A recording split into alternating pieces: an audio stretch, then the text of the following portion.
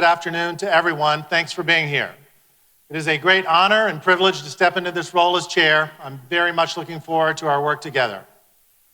As Bob alluded to a moment ago, I want to talk about the concept of an energy transition and what that may mean to business in Houston. The economic vitality and growth of our region's economy is inextricably tied to the energy industry. Around the globe, Houston is known and revered for being the world capital of this mission-critical industry. Detroit and automobiles, Silicon Valley and high technology, New York City and finance, Los Angeles and entertainment, Houston and energy. It's big, it's complicated, it sits at the intersection of science, technology, economics, and geopolitics. It touches every single nook and cranny of the global economy in ways that most people take completely for granted. And notwithstanding what we hear from some corners of media and politics, it has been a force for good in the world. The demonization of the energy business is hypocritical and just plain wrong. It's not helpful to finding a path to a cleaner future. The energy business is also changing. And as in most other areas of the global economy, that change is coming at a rapid pace.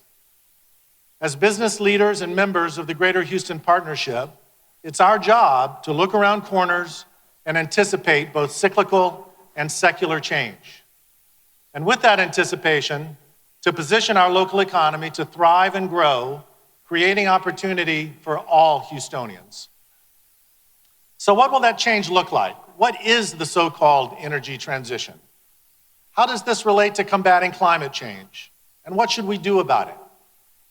In getting at some answers to those questions, I'd like to focus on 4 key thoughts. Number 1, the energy industry has been very, very good to Houston. Number 2, oil and gas production and consumption are not disappearing anytime soon. But, number 3, the traditional oil and gas business is not likely to be the same engine for growth in Houston for the next 25 years that it's been in the past 25 years. And number 4, as Houston business leaders, we have both an opportunity and a responsibility to lead the transition to a cleaner, more efficient, and more sustainable, lower carbon world. Let's start with the first thought. While much has been said lately regarding the diversification of Houston's economy, we all know that the central driver to the emergence and establishment of Houston as a leading global commercial and cultural center is the energy sector. Houston is the global brain trust of the industry.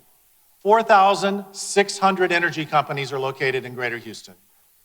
Over 1/3 of Houston's GDP comes from the industry. 250,000 workers are directly employed in the industry, with multiples of that being indirectly employed.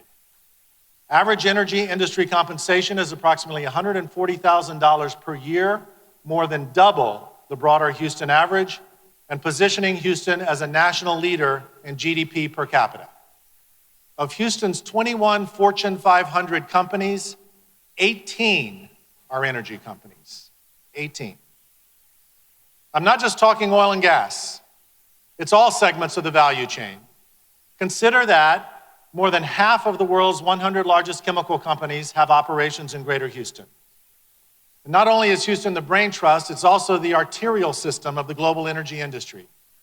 Houston companies control 54% of U.S. natural gas pipeline capacity and 32% of U.S. oil pipeline capacity. The Houston Ship Channel Industrial Complex is the largest of its type in the world. If anything, these data points probably understate the importance of the energy industry to our economy and our life here in Houston. If you own a restaurant or a law firm or a clothing retailer or a travel agency, the health and vitality of the energy industry matters to your business and to your community, and in all probability, it matters more than you know. It's a key driver of everything, including the philanthropy that has given us first-class cultural institutions, universities, parks, and healthcare. Of the 20 largest United Way campaigns, 11 are energy companies. The wealth generated by the industry has been widely impactful in our city. The industry has been very, very good to Houston, and we all owe a debt of gratitude to the risk takers, entrepreneurs, leaders, scientists, workers, and capital providers who have made it all happen. It's a stunning accomplishment.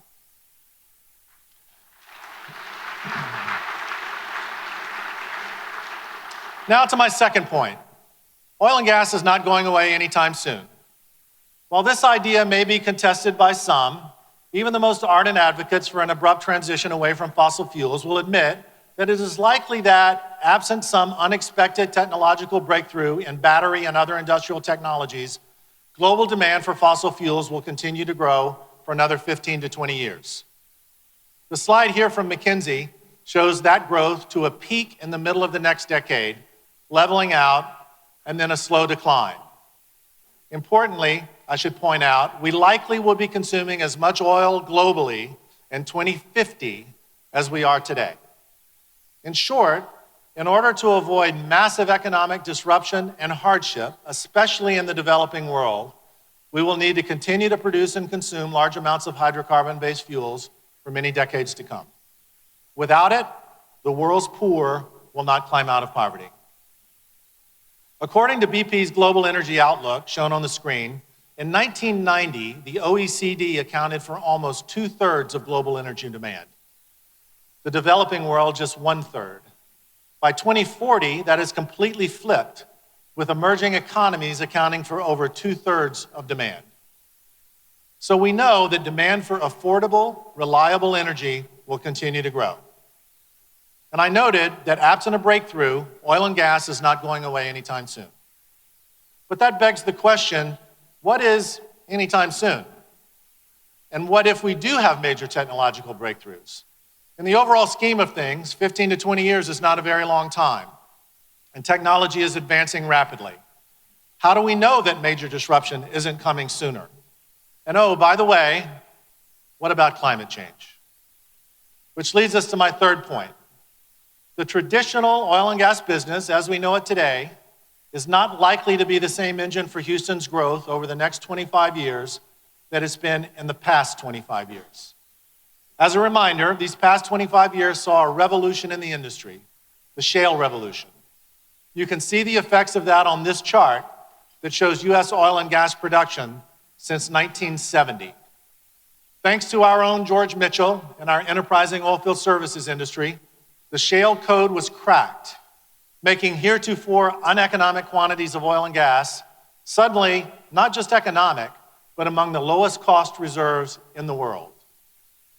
This technological achievement turned the global oil and gas industry on its head, making the U.S. a net exporter of hydrocarbons, giving the U.S. petrochemical industry a huge feedstock cost advantage, and turning Houston into the fastest growing major metro area in the United States. In short, we became a boomtown again. But I have a former boss who used to say, when something feels too good to be true, it usually is. And sure enough, the shale-driven growth cycle hit a pothole or two. So let's talk about those. While we were growing through technological advancement, we became even more efficient. This first line plots Houston area energy-related employment. You can see the peak there in early 2015, and then a sharp decline. We've been building back up, but quite slowly. In fact, we are still about 50,000 jobs off the high. Now let's add this line. This shows U.S. oil and gas production. It continues to grow at a high rate. Simply put, we are creating more with less. 40% more oil production with 20% less people. That trend is likely to continue even as production grows. Secondly, the lifeblood of the energy industry is capital, and the industry historically consumes a huge amount of it. This chart shows the amount of capital invested in the U.S. energy industry since 2010. You can see it peaking in 2014 and pulling back significantly. One thing to understand is that these capital providers don't do it for practice, as they say. They're looking for returns, and if you don't give them returns, they quit giving you capital. And that's exactly what happened. This chart plots the energy and tech sectors as a percentage of the S&P 500 index. The taller bars represent the tech industry. The smaller, declining green bars are the energy sector. The energy component has never been this low. The capital providers voted with their feet. Simultaneously, concerns have emerged around the sustainability of global oil and gas demand in the face of massive US shale-driven supply growth, resulting in commodity prices that make industry profitability generally poor. The industry doesn't make much money at $50 WTI and $2.30 natural gas. And to put icing on the cake, a consensus has emerged among scientists, business leaders, and the general public that climate change is a real problem that requires urgent attention from all of us, and that we therefore will likely be using less hydrocarbon-based energy sources in the future. Coupled with poor financial returns, climate change concerns have the industry dramatically out of favor at the moment in most every corner of the investing and political world. So while US production will likely continue to grow, it will grow more slowly and will require less people, and will also likely be more of a big company game. And most certainly, the private equity-backed new business formations that supercharged the Houston economy during this period will slow. They already have. At the same time, while I am certainly not a climate scientist, the evidence seems compelling to me that high levels of CO2 emissions are impacting our climate, and it's a problem that must be addressed. And whether you individually agree with that assessment, it's hard to argue that we are not facing a dominant secular trend that has great momentum in the investment world and with the general public, and we must respond in a responsible and rational way. At its most basic level, I think we can all agree that having less CO2 emissions in the atmosphere would be a good thing. And as Houston's business leaders, we need to be committed to working to make that happen. The trick, of course, is how to do that and at the same time meet the world's energy needs. And that is the dual challenge: meeting global energy demand while lowering the world's carbon footprint. How do we in Houston plan for a longer-term future in which oil and gas demand eventually ceases to grow and becomes a smaller component of total global energy consumption?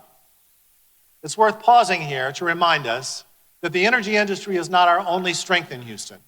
Our continuing efforts to diversify our economy and to attract and build non-energy business in Houston is of critical importance. Thanks to many of you in this room, we're having notable successes in this area, with more on the horizon. But back to energy and my fourth point. As Houston business leaders, we have a responsibility to lead the transition to a cleaner, more efficient, and more sustainable, lower carbon world. So what can we do? For starters, we can publicly commit to lowering the carbon emissions in our own businesses. We are off to a good start in that regard, but there is much more to do. Importantly, this is something all Houston businesses can do, whether you're an energy company or not. Ironically, relatively small amounts of total greenhouse gas emissions come from the operations of the core oil and gas industry. The bulk come from the businesses and individuals, including every one of us, who are consuming the hydrocarbons. But within the energy world, committing to lowering methane emissions and drastically reducing the flaring of natural gas seems critically important and entirely doable, and it is an area where we can and must take the lead. Second, we can put our scientific, academic, and commercial brains to work to innovate and develop new technologies and new companies that address these problems. There are great examples of that underway in Houston, including the U of H Energy Program and Rice's Carbon Hub. Rice and U of H also have the #1 ranked programs nationally in entrepreneurship in both graduate and undergraduate education. And the new Midtown Innovation District, anchored by the ION, will include a focus on energy industry solutions. We have 21 major corporate energy R&D centers located in Houston. Plus, we are home to a range of startups focused on a broad set of technologies, including blockchain, data analytics, and artificial intelligence. In fact, a quarter of Houston's VC-backed startups are focused on new energy technologies. Those companies include Rebellion Photonics, GoExpedi, Data Gumbo, and Incentifind. The scope of these innovations can range from smart grid technology to water recycling and reuse to more sustainable commercial and residential building practices. We also have a growing presence of solar and wind companies who are now operating from Houston. In fact, Texas is the national leader in wind power generation. The cross-section of Houston's scientific community is an embedded competitive advantage for us. Chemistry, advanced materials, nanotechnology, and geosciences. It is through these already established strengths that Houston can drive innovation. Importantly, with this innovation comes fantastic economic opportunity. These companies can and should be a powerful new engine for growth in our region. Third, we can leverage our strength in natural gas production and transportation to accelerate the transition away from coal-fired power generation and towards this cleaner burning fuel.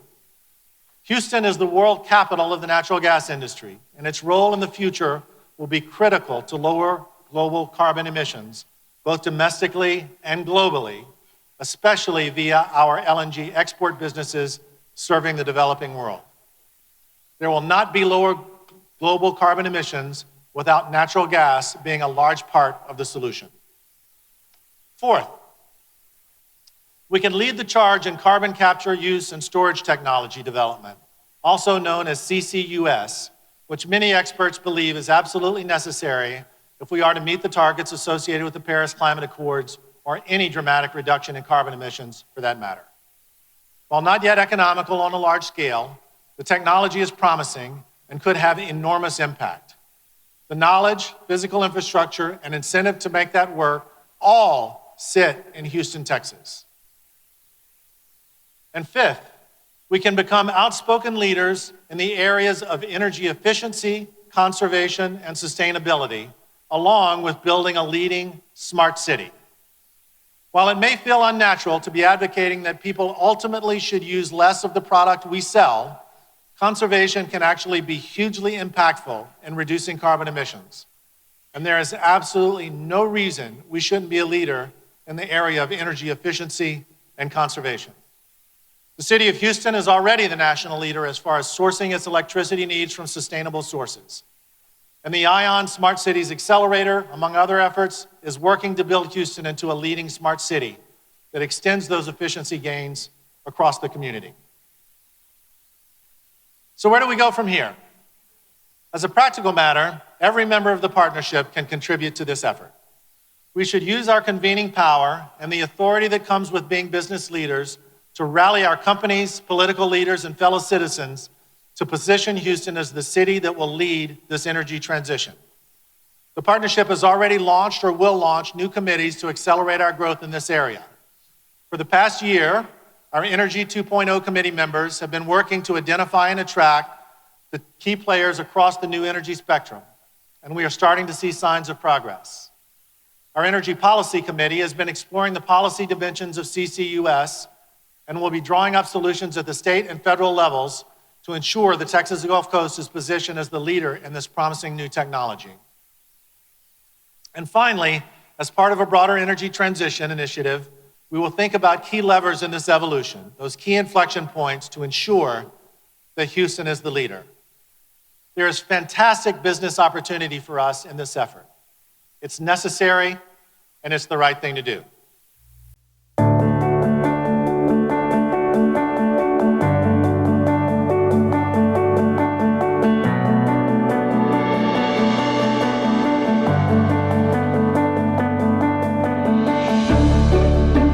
Houston, Texas. A city built on innovation, opportunity, leadership. A city known globally as the energy capital of the world. We create the energy that makes modern living possible. But the world is changing, and humankind faces a dual challenge. Economic opportunity and quality of life are improving around the globe. To support that growth, we will need more energy. Now, and for decades to come. At the same time, we must reduce carbon emissions and respond to the effects of climate change. Houston is committed to tackling this dual challenge head-on.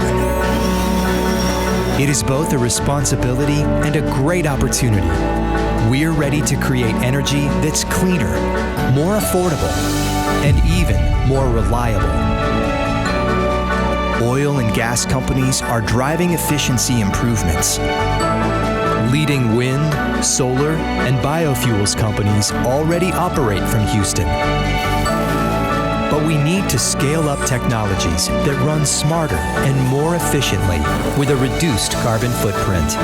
And we must drive innovations like carbon capture and storage technology.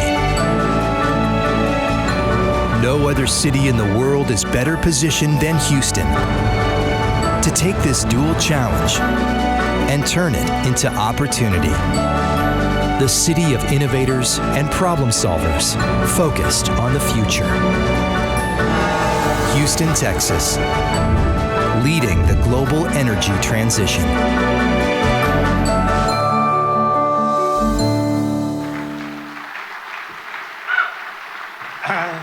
So Houston is about making things happen, and we can lead this energy transition. We should be driving the discussion with a seat at the table where key policy actions are being debated. And it is not enough for us to simply educate the world on how dependent we currently are on hydrocarbon energy and how difficult it will be to change the energy mix. While these things are both true, we can still be the voice of optimism, even as we acknowledge the significance of the dual challenge. Houston must lead the world to an era of low-cost, reliable, and climate-friendly energy. Nowhere else in the world is there such a concentration of scientists, engineers, and economists who understand energy systems and can effect the necessary change. So let's be the driver, not the passenger. We will get there more quickly, we will make a huge contribution to the future of humanity, and we will ensure that Houston continues to be one of the best places in the world to live, work, and build a business. Thank you very much. Have a great afternoon.